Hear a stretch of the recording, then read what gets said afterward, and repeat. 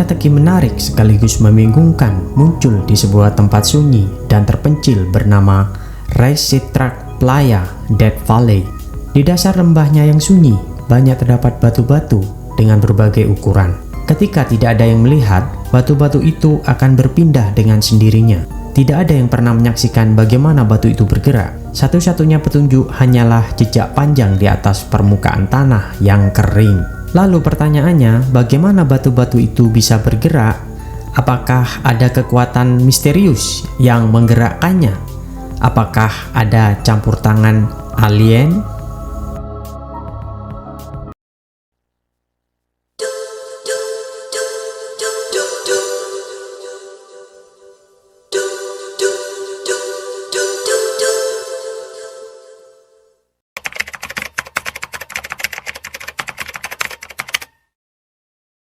Di sebelah timur pegunungan Panamin di wilayah Death Valley National Park, California, ada sebuah tempat menarik yang disebut Racetrack Playa, sebuah dasar danau tua yang sudah kering. Letaknya 5.970 km di atas permukaan laut. Panjangnya sekitar 4,5 km dengan lebar sekitar 2 km.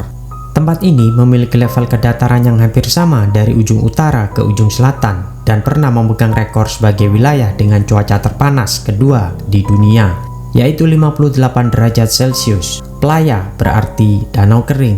Ketika periode hujan lebat, curahan air akan turun dari gunung terdekat, masuk ke playa dan membentuk sebuah danau dangkal yang berumur pendek. Saat cuaca berubah menjadi panas, kumpulan air dangkal tersebut menguap dan meninggalkan lapisan lumpur yang tipis dan lembut.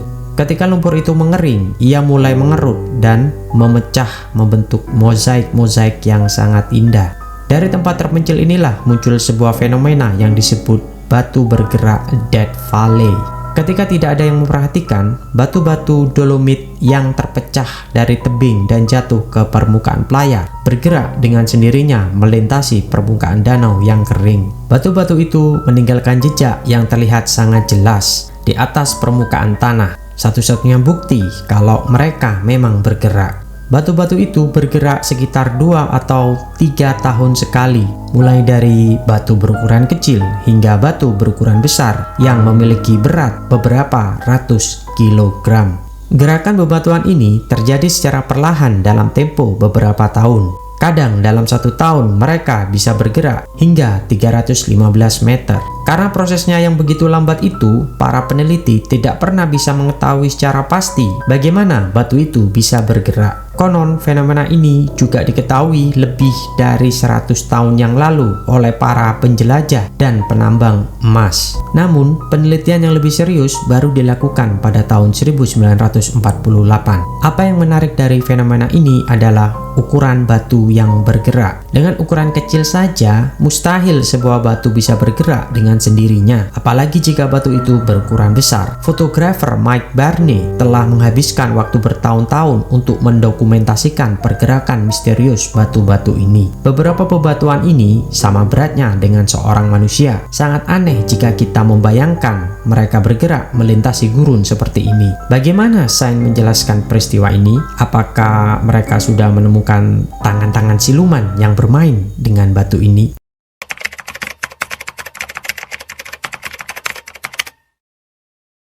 Tahun 1948, ahli geologi Jim McAllister dan Alan Agnew memetakan lapisan bebatuan di wilayah itu dan mengambil catatan mengenai jejak-jejak yang terbentuk. Dari hasil riset kedua orang ini, kita bisa mendapatkan gambaran awal yang lumayan lengkap mengenai fenomena ini. Yang menarik dari semua peristiwa ini adalah spekulasi mengenai cara bebatuan itu bergerak. Teori yang paling populer adalah batu itu bergerak dengan bantuan angin. Angin yang bergerak dengan kencang ditambah kondisi tanah yang sedikit berlumpur dipercaya akan membuat batu itu bergerak dengan sendirinya. Namun persoalannya selalu kembali kepada ukuran batu. Apakah angin kencang dan lumpur bisa membuat batu seberat beberapa ratus kilogram bergerak jauh? Keberatan ini kemudian dijawab oleh George M. Stanley pada tahun 1955. Menurutnya, bukan lapisan tanah berlumpur yang membuat batu itu bergerak, melainkan lapisan es tipis yang terbentuk di sekitar bebatuan itu. Sejak saat itu, teori lapisan es tipis menjadi teori utama yang dianggap bisa menjelaskan pergerakan bebatuan ini. Namun, sekali lagi, karena proses pergerakannya yang sangat lambat, tidak ada yang bisa merekamnya dalam sebuah dokumentasi yang konklusif.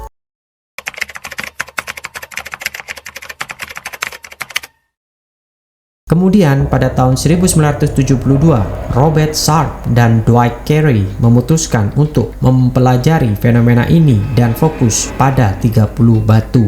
Mereka menandai setiap batu dan memberinya nama-nama yang indah seperti Hortense atau Karen. Setiap posisi dan gerakan batu-batuan itu akan dipantau oleh tim geologis. Hortense dipantau bergerak sepanjang 250 meter pada satu musim dingin saja. Karen yang memiliki berat 320 kg tidak bergerak selama 7 tahun. Namun anehnya, pada tahun berikutnya ia menghilang begitu saja. Karen muncul kembali pada tahun 1996.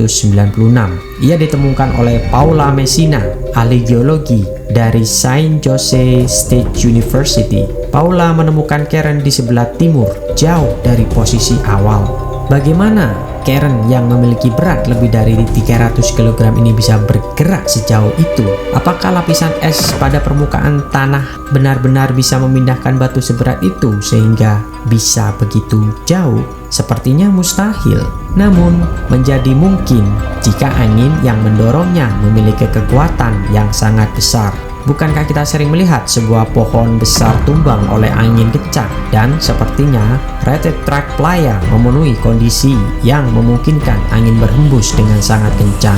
Para ahli fisika yang meneliti Death Valley pada tahun 1995 menemukan bahwa angin yang berhembus di permukaan playa dapat menjadi lebih kuat karena karakter wilayah tersebut. Mereka menemukan bahwa boundary layers di wilayah ini bisa mencapai ketinggian hanya 5,1 cm.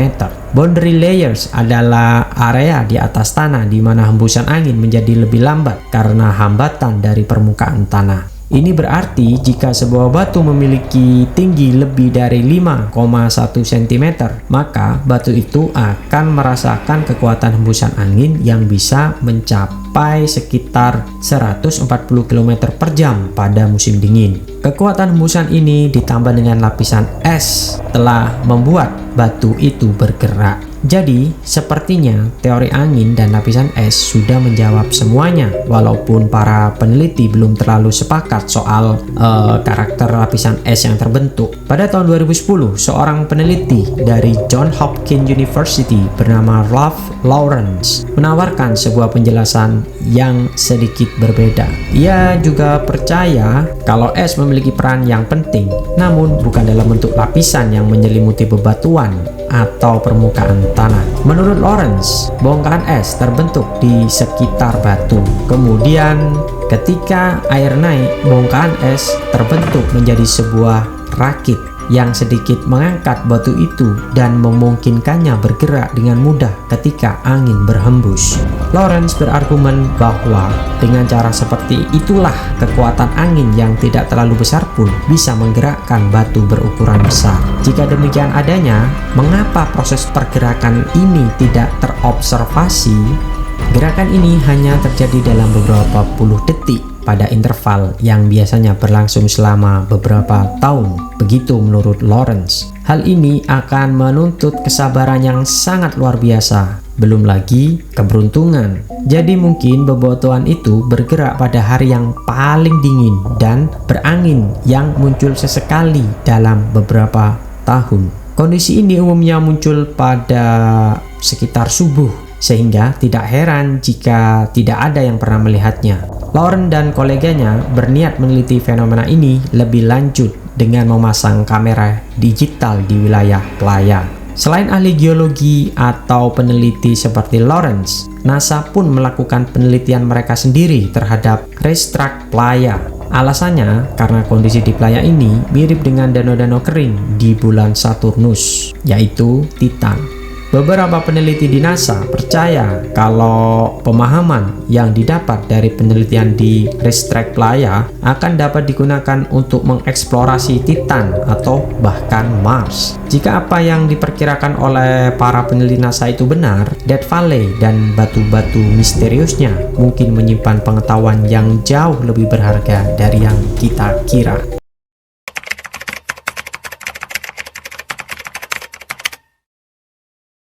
Meskipun ada sedikit perbedaan di antara para ahli dan ilmuwan, namun secara garis besar mereka memiliki kesamaan, yaitu adanya peran angin dan es dalam proses pergeseran bebatuan itu. Misteri ini terpecahkan ketika pada tahun 2014 para peneliti mengamati pergerakan batuan menggunakan GPS dan time-lapse fotografi. Gerakan batuan terbesar yang disaksikan dan didokumentasikan oleh peneliti adalah pada 20 Desember 2013 dan melibatkan lebih dari 60 batuan, dengan beberapa batuan bergerak hingga 224 meter pada waktu antara bulan Desember 2013 sampai Januari 2014. Pengamatan ini bertentangan dengan hipotesis sebelumnya tentang angin kencang dan batu es tebal yang mengambang di permukaan. Sebaliknya, batu mulai bergerak ketika lapisan es besar setebal beberapa milimeter mengambang di kolam musim dingin yang beku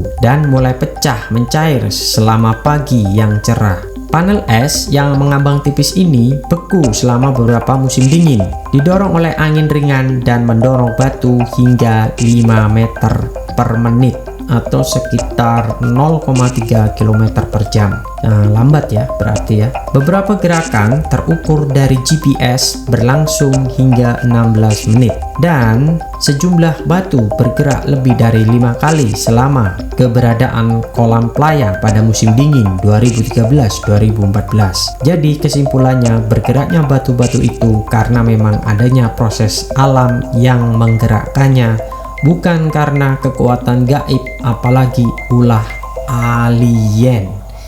Jadi begitu penjelasannya kawan-kawan ya. Kesimpulannya, batu itu memang bisa bergerak karena proses alami, tidak ada yang namanya alien atau kekuatan gaib. Oke, sekian dulu episode kali ini dan kita akan bertemu di episode selanjutnya. See you.